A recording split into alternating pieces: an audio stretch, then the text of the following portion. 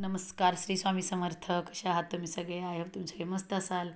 तर चला बघा, आपलं 2 डिसेंबर ते 7 डिसेंबर खंडोबाचे आपले नवरात्र सुरू होते चंपाषष्ठीपर्यंत. तर आपण कोणत्या सेवा करायच्या आहेत, आपण मल्हारी सप्तशती पाठ कसा करायचा आहे, कोणता नेम अटी आहे, त्याबद्दल हा छोटासा व्हिडिओ आहे.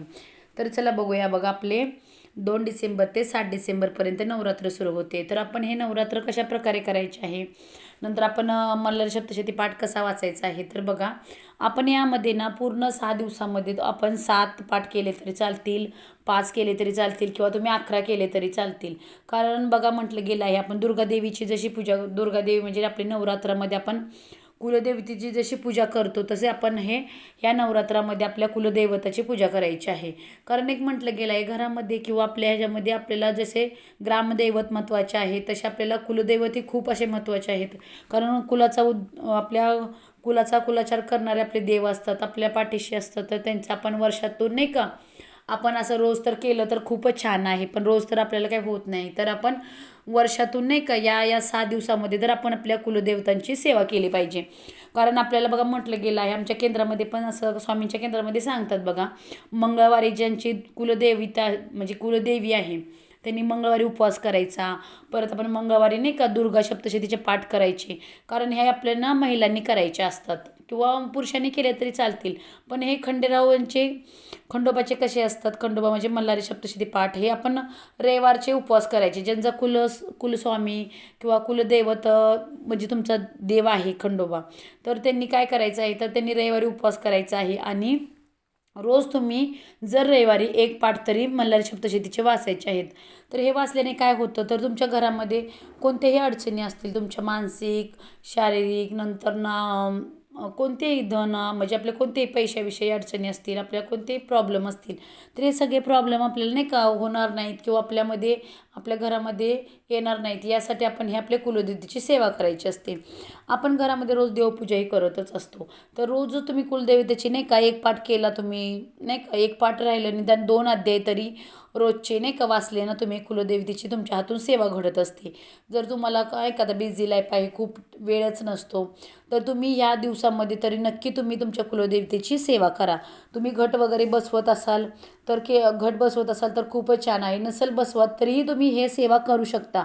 आणि काही काही लोकांचं कसं असते की आपले म्हणजे कुलदैवत देवी असते, तर कुणाला नाही का खंडोबा असतो.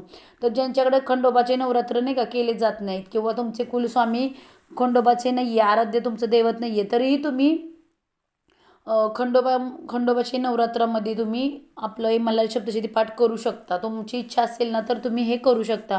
तर तुम्ही काय करायचं आहे, तर बघा, मल्हारी सप्तशती पाठामध्ये 14 अध्याय असतात. तर तुम्ही रोज, तुम्हाला नाही का एक पाठ करायचा असेल तर तुम्ही रोज 2-3 जसे तुम्हाला म्हणजे पूर्ण 14 अध्याय आपले 6 दिवसात पूर्ण झाले पाहिजेत, असे तुम्हाला जमेल असे तुम्ही वाचायचे आहेत. तर हे आपण कसे म्हणजे पाठ करायचे आहेत, तर तुम्ही एका बैठकीमध्ये हे पाठ करायचे आहेत.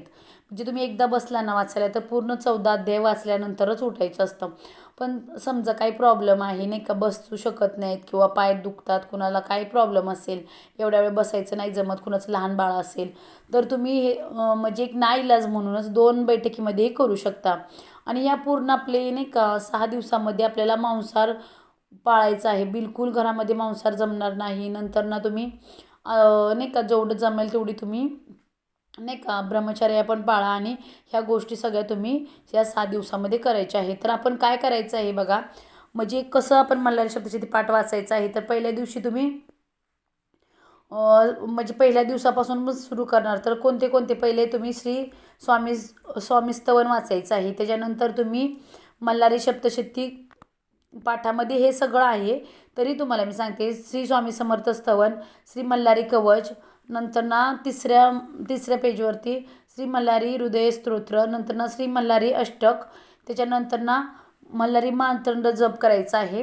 आणि त्याच्यानंतर तुम्ही पहिल्या अध्यायाला सुरू करायचं आहे. तसं तुम्ही जर 2 अध्याय वाचत असाल, जर आज तुम्ही 2 अध्याय वाचले, तर दुसऱ्या दिवशीही तुम्ही परत ना हे सगळं वाचायचं आहे. श्री स्वामी स्तवन, मल्हारी कवच, नंतर मल्हारी अष्टक, हे सगळं तुम्ही दुसऱ्या दिवशी वाचायचं. नंतर तुम्ही 3ऱ्या अध्यायाला सुरू करायचं.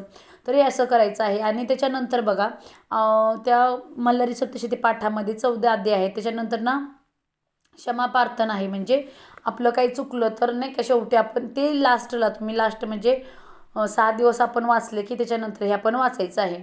त्याच्यानंतर खंडोबाची आरती असं करायचं आहे. तर तुम्ही खंडोबाची आरती रोजच करायची आहे, कारण आपण देव आपले आराम म्हणजे ज्या दिवशी आपण आता घट बसतात आपले देव घटी बसतात तेव्हा देव आपले आराम करत असतात. तर बघा आपण खंडेरावांची नवरात्र करत असतो, तर आपण खंडेरावाचा टाक किंवा जे मूर्ती असेल किंवा फोटो असेल तर ते आपण विड्याच्या पानावरती जे ठेवले असते ते झोपून ठेवतो. तर ते झोपून ठेवल्यामुळे त्यांना फक्त आपण रोजच्या रोज हळद व्हायची आहे, भंडारा व्हायचा आहे आणि त्यांची रोजच्या रोज तुम्ही आरती वगैरे करायची आहे. तर तुम्ही आरती रोज करायची आहे. नंतर ना हे सगळं तुम्ही रोज वाचायचे आहे. फक्त क्षमा प्रार्थना आहे ती लास्टच्या दिवशी वाचायची आहे. तर अशा तर तुम्ही नक्की हे नाही का आपल्या ह्या 6 दिवसामध्ये मल्हारी सप्तशती पाठ नक्की करा. आणि कोणते नेम अटी आहे तर काही जास्त वगैरे नेम नाही, फक्त मांसाहार पाळायचं आहे.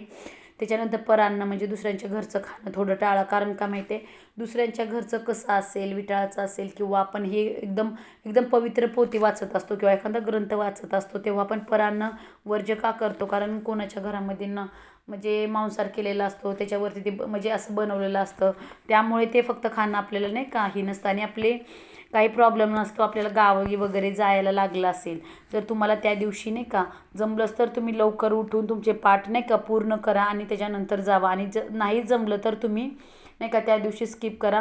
त्याच्यानंतर दुसऱ्या दिवशी तुम्ही नाही का 2च्या तिथे 4 वाचून घ्या, कारण कालच्या आणि आजचे तुमचे राहिले असतील तर तुम्ही 4 वाचून घ्या अध्याय.